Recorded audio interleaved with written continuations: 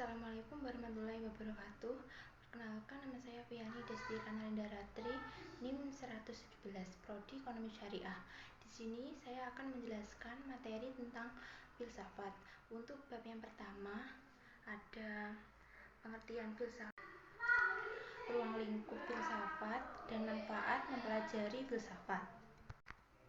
Jadi, secara etimologi, filosofia berarti cinta kepada kebijaksanaan atau sahabat.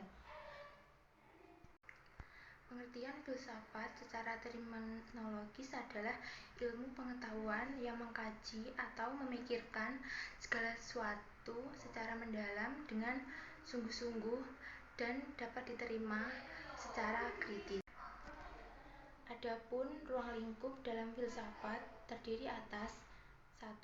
Landasan ontologi yang merupakan cabang filsafat yang mempelajari hakikat keberadaan dan menurut sistem hubungan yang sistematis berdasarkan hukum sebab dan akibat. Landasan epistemologi adalah cabang filsafat yang mempelajari asal-usul, struktur, metode, dan status hukum suatu pengetahuan. Landasan aksiologi adalah ilmu pengetahuan yang mempelajari hakikat nilai yang biasanya ditinjau dari sudut pandangan kefilsafatan. Yang selanjutnya ada manfaat mempelajari filsafat. Yang pertama, berlatih berpikir kritis, sistematis, dan bijaksana dalam memaknai kehidupan sehari-hari, serta filsafat memberikan dasar-dasar baik dalam etika, ilmu mendidik, dan sebagainya. Untuk materi yang ketiga ada objek, metode, dan pendekatan, sumber, dan sifat kebenaran dari filsafat, ilmu, dan agama. Objek, metode, sifat, dan kebenaran filsafat merupakan gambaran yang berpangkal pada pemikiran keseluruhan segala sesuatu yang ada secara radikal dan menurut sistemnya. Adapun hal yang diuraikan meliputi tentang ruang lingkup filsafat yang terbagi menjadi dua, yaitu objek material dan objek formal.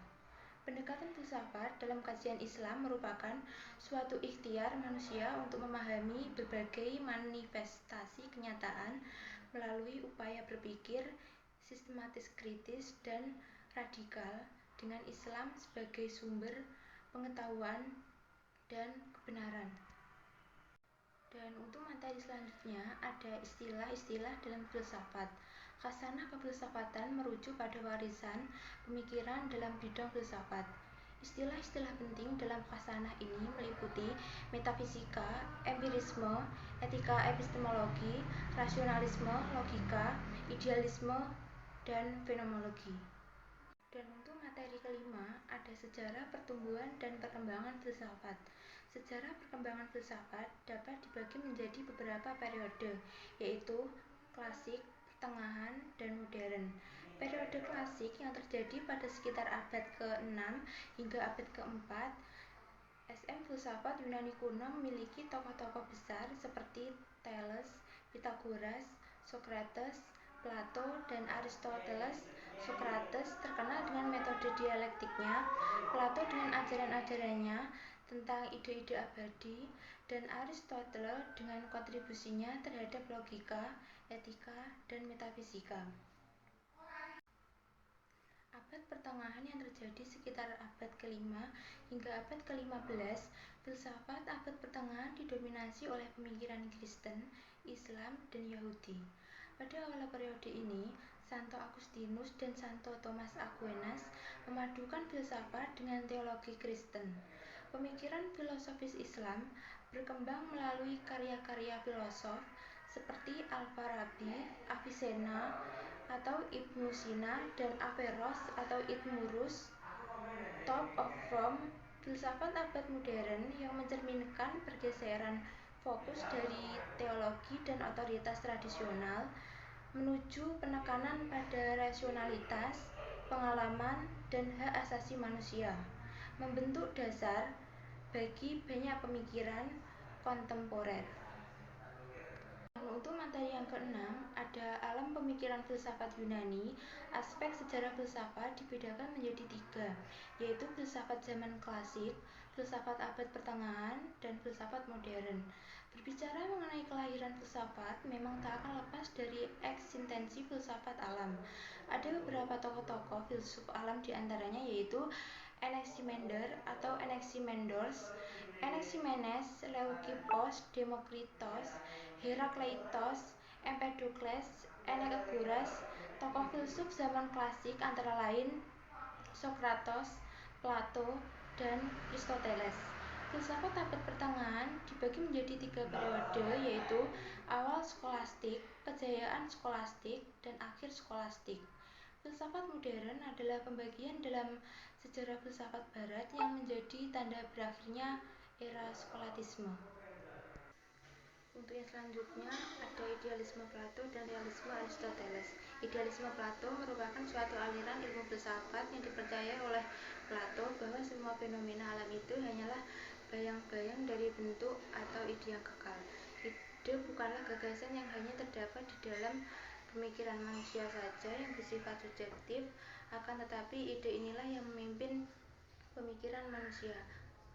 Realisme Aristoteles adalah pandangan ontologis yang dikemukakan oleh Aristoteles.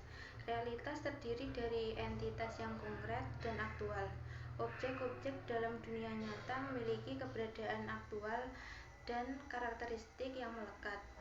Konsep universal diyakini ada dalam objek individu yang nyata dan bukan sebagai entitas yang terpisah dan mandiri. Untuk materi yang ke-8 ada filsafat patristik. Patristik berasal dari kata patres, bapak-bapak gereja. Timbulnya agama Kristen pada awal abad Masehi menyebabkan filsafat di barat menduduki tempat yang baru. Pada abad pertengahan terdapat unsur baru dalam filsafat yaitu unsur wahyu sehingga menimbulkan 2 aliran berbeda, yaitu aliran yang menerima filsafat dan menolak filsafat. Adapun tokoh-tokoh filsafat patristik dibagi menjadi 2 golongan, yaitu patristik barat dan timur. Tokoh dari patristik timur adalah Justinus Martyr, Clemens, Origenes, Gregorius, Nazianze, Basilius, dan Gregorius. Sedangkan tokoh patristik barat yaitu Tertullianus dan Aurelius Agustinus. Materi yang ke-9 ada corak pemikiran filsafat Islam dan kontribusi Islam dalam pemikiran barat modern. Filsafat Islam memiliki beberapa corak yang mencakup filsafat peripatetik, filsafat iluminasi, dan filsafat hikmah al-muta'aliyat.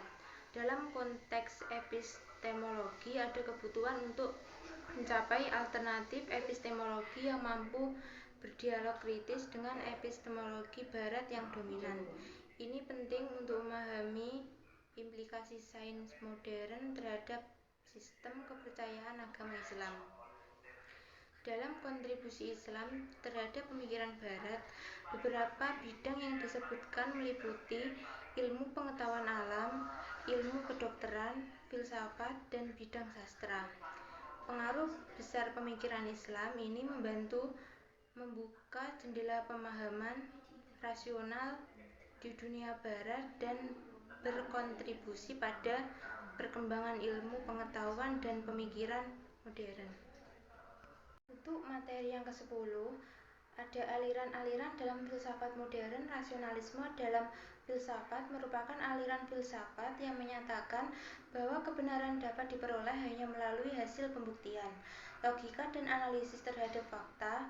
Empirisme dalam filsafat merupakan suatu aliran dalam filsafat yang menyatakan bahwa semua pengetahuan berasal dari pengalaman indera manusia. Kritisme dalam filsafat dinamakan filsafat kritisme karena filsafat ini secara kritis mengkritik pandangan rasionalisme dan empirisme yang keduanya saling bertentangan dalam berfilsafat, terutama sejak zaman pencerahan. Positisme dalam filsafat yang berfokus pada suatu faktanya nyata dan mengesampingkan hal di luar realitas dan kenyataan yang tidak terlihat. Aliran yang satu ini sangat dekat dengan empirisme, yaitu sama-sama meyakini bahwa pengetahuan berdasar pengalaman dan didasari pada indera. Sekian pemaparan materi dari saya. Wassalamualaikum warahmatullahi wabarakatuh.